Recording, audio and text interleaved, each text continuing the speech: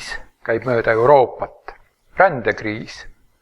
Keegi ei pea seda kapis olevaks kolliks ega arutle, kas ta ikka on olemas. Eksperdid on üsna üksmeelsed. Rändekriis on suurim kriis, mis Euroopa Liitu eales on tabanud. Selle olemasolu ei sea keegi kahtluse alla. Kui senised kriisid on olnud mööduva iseloomuga, mille järel endine olukord mõne aja jooksul jälle taastub, siis praegune muudab Euroopa palet pöördumatult. Pealegi pole sellele veel lahendust leitud. On vaid välja kaubeldud hetkeline leevendus, mis juba igast otsast murenema kipub. Pole mõeldavgi, et üle-euroopaline kriis võiks Eestist mööduda ilma jälgi jätmata. Nii et põhjust muret tunda ja võimalikke tulevikustsenaariume arutada on meil igati. Ei saa öelda, et rändekriis poleks Eestis vastukaja leidnud või siin laineid löönud. Ainult, et tänu meie meedia lahkele abile on kogu arutelu muutunud äärmiselt ebakonstruktiivseks.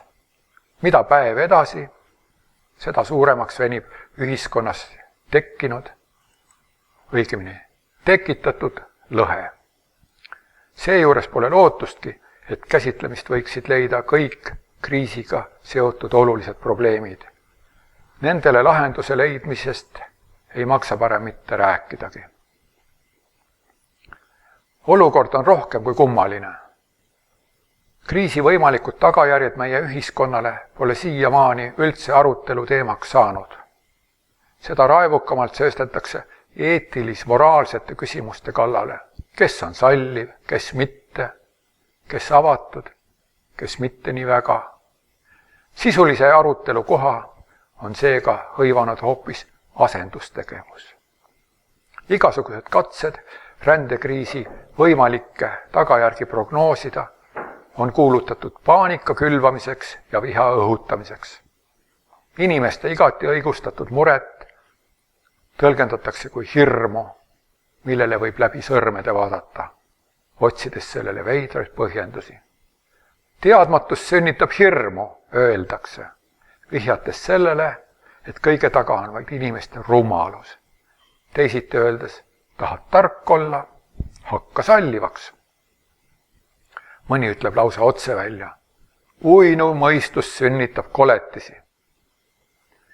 Inimesed on lasknud radikaalidel end ära hirmutada, kõlab järgmine väide, leides sellega murede algpõhjuse.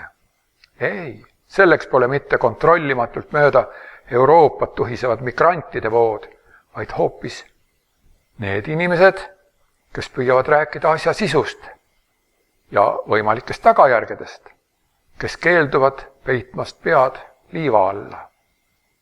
Osavalt on kõrvale tõrjutud kõik katsed prognoosida, milliseks võib muutuda Eesti elu, kui migratsioonivoogu Euroopasse ei õnnestugi peatada.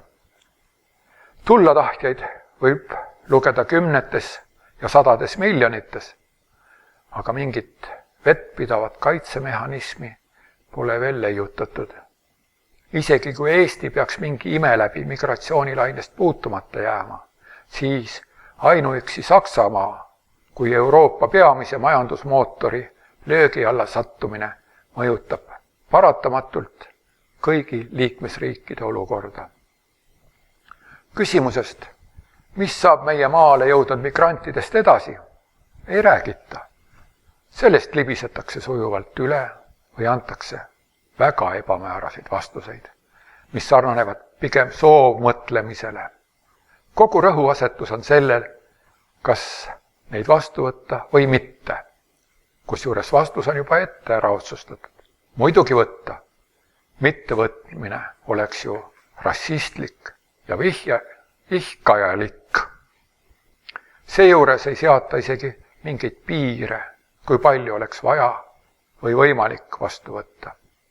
Tähtis on vastuvõtmise protsess ise, sest see muudab meid sallivaks ja avatuks, teeb meist euroopalikke väärtusi hindavad inimesed. Praegust lõhet ühiskonnas nimetatakse vastasseisuks sallivate ja mittesallivate inimeste vahel. See hinnang on kunstlik ja suurel määral ebaõiglane. Palju õiglasem oleks rääkida konfliktist vastutustundlike ja vastutustundetute inimeste vahel. Esimesed tunnevad muret võimalike arengute pärast, teised isegi ei mõtle sellele. Vastutustundetute inimeste jaoks lõpeb kogu protsess pagulaste saabumisega. See on nende apoteoos, käega katsutav tõend oma avatusest ja sallivusest. Nende ambitsioonid on täitunud, nende egod saanud rahulduse. Nad ei vaevu mõtlema isegi sellele, kas need kaugelt tulnud inimesed, kelle saabumise eest nad nii ägedaid lahinguid lõid, siin ka õnnelikuks saavad. Kas saab Eestist võõrsilt tulnute jaoks kodumaa, mida nad armastama hakkavad? Kas kõnetab meie loodus neid samamoodi nagu siinseid põliselanikke? Või jäävad nad võõraks meie maale, meie ajaloole, meie aastaaegade vaheldusele, meie metsadele ja soodele? Kapselduvad linnadesse, sulguvad oma getodesse ja on rahulolematud. Kui meil õnnestubki neile selgeks õpetada eesti keel, ei tähenda see veel sugugi, et nad meie keelt ka armastama hakkaksid. Kas teeb inimest õnnelikuks vaid see, kui teda sallitakse? Või vajab ta palju enam hoopis harjumuspärast elukeskkonda, sest täiesti uutes oludes elamine tekitab temas vaid ebakindlust. Muret tuleb tunda ka meie oma inimeste pärast. Kuivõrd muudab võõra kultuuri kandjate saabumine meie endi harjunud eluviise ja kombeid? Milliseid järeleandmisi peame tegema? Millest loobuma? Ma ei tea, vahest oleks meiegi valmis oma elukorraldust muutma, kuid aus oleks, kui meid selle eest ette hoiatataks. Tuleks juba ette maha panna piirid, mida me pole nõus ületama. Seda võiks nimetada ühiskondlikuks kokkuleppeks. Ma ei tea, vahest on eestlased kui usuleige rahvas tõepoolest valmis loobuma jõulude tähistamisest, et mitte solvata teise usuliste tundeid.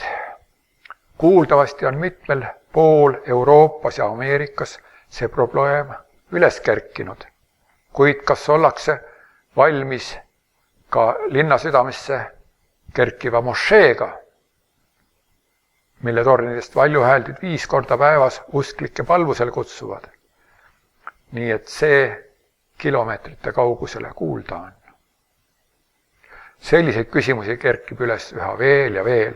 Millegipärast pole ükski sallivuse kuulutaja esitanud oma nägemust elust koos moslemitega. Isegi läikivat klantspilti mitte. Ilmselt tunnevad nad, et midagi optimismi sisendavat ja samas usaldusväärset polegi võimalik luua.